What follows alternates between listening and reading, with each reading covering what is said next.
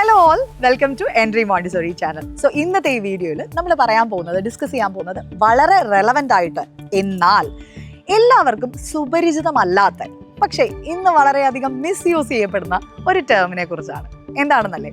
Hyper activity in children, അല്ലെങ്കിൽ ADHD, attention deficit hyper activity disorder. എന്താണ് ഇത്?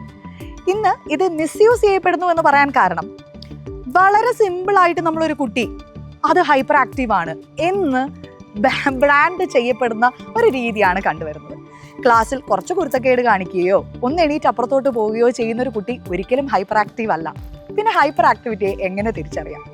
Hyper activity എന്ന് പറഞ്ഞാൽ തന്നെ ഒരു കുട്ടി കണ്ടിന്യൂസ് ആയിട്ട്, അതായത് ഒരു മോട്ടോർ വർക്ക് ചെയ്യുന്നത് പോലെ കണ്ടിന്യൂസ് ആയിട്ട് വർക്ക് ചെയ്തുകൊണ്ടിരിക്കുകയാണെങ്കിൽ, അല്ലെങ്കിൽ കണ്ടിന്യൂസ് ആയിട്ട് റെസ്റ്റ്ലെസ് കാണിക്കുകയാണെങ്കിൽ, ഒരിടത്ത് ഇരിക്കാൻ പറ്റായികയുണ്ട്, ഒരു വർക്കിൽ കോൺസെൻട്രേറ്റ് ചെയ്യാൻ പറ്റായികയുണ്ട്. ഇതിനെയാണ് മെയിനായിട്ട് ഹൈപ്പർ ആക്ടിവിറ്റി എന്ന് പറയുന്നത്.